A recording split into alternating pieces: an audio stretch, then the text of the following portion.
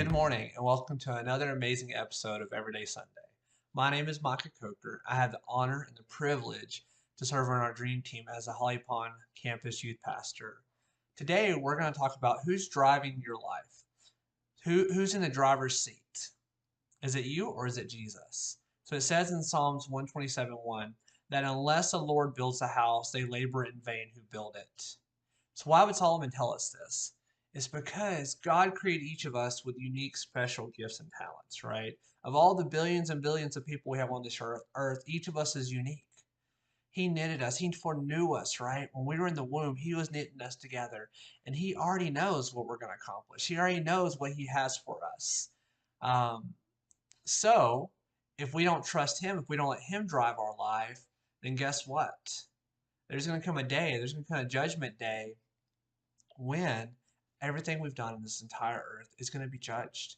You know, as believers in Jesus, when we take our last breath, when Jesus comes back and we get set before Him, I don't know about you, but I know I want to hear, "Well done, my faithful servant.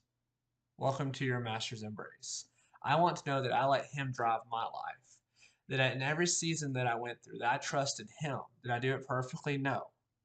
But I want to know that He knows that He had my heart, that He was in the driver's seat every step of the way, and that I let Him take the turns. Even when things, got intense or crazy, that I still trusted Him to work it all out. Um, and did you know there is going to be a judgment day? That everything that we do in this life, everything that we build, which ties into Psalms 127:1, right? That if we don't let Jesus build our house, that the labor is in vain, is because of what the verse we're about to read, because it says in Corinthians 3:13, it's the TLB. There's going to come a time of testing at Christ's judgment day to see what kind of material each builder has used. Everyone's work will be put to the fire so that all can see whether or not it keeps its value and what has really accomplished. Mm. You can almost say ouch on that. But did you know that? Did you know that there's going to be a judgment day? There's going to be a day that where Jesus is going to be like, "Look, what did you do with my sacrifice? I died on the cross for you, for your sins, to give you, acceptance into heaven. What did you do with your time? What did you do with the gifts, the talents that I've given you? Did you impact the people that I called you to impact?" And I don't know about you, but when I'm there, I want to stand in confidence knowing that, yes, Jesus, I did. I didn't do it perfectly, but I did. I did impact the people you've called me to impact. I did use my gifts and my talents for your glory. That I continue to take what you've given me and I continue to invest it. I continue to invest in myself and grow more and more and more into what you've called us to be, what you called me to be. So maybe you say, "Okay, well, Michael, that's great. I get that. I get that, that He should be the one driving my life, that He should be the one building my house." Um, I get that, yes, there's going to be a judgment day.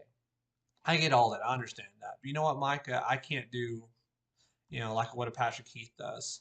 I can't be a youth pastor like a Jubbo and Sam.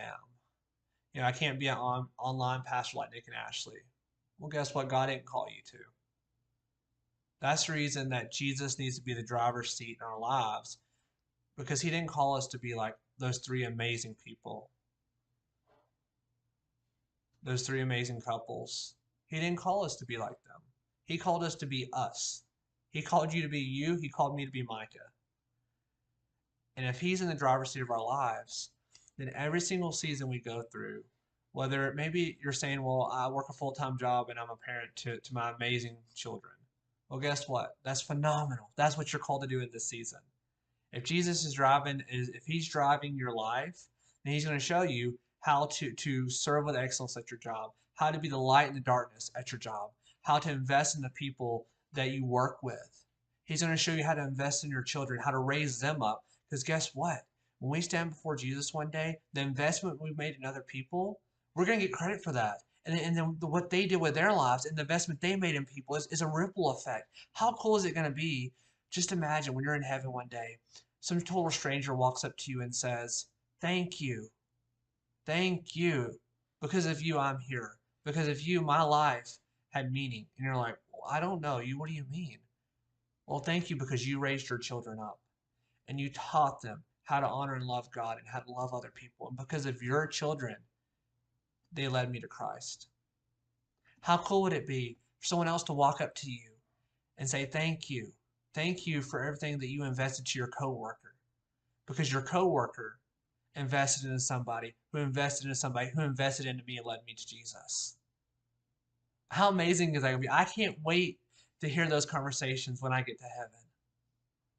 It's going to be phenomenal. There's a song that I encourage you to listen to by Ray Bowles. It's called Thank You. And that's the whole premise of this song, is that everything we're doing, one day we're going to get to see the impact of it.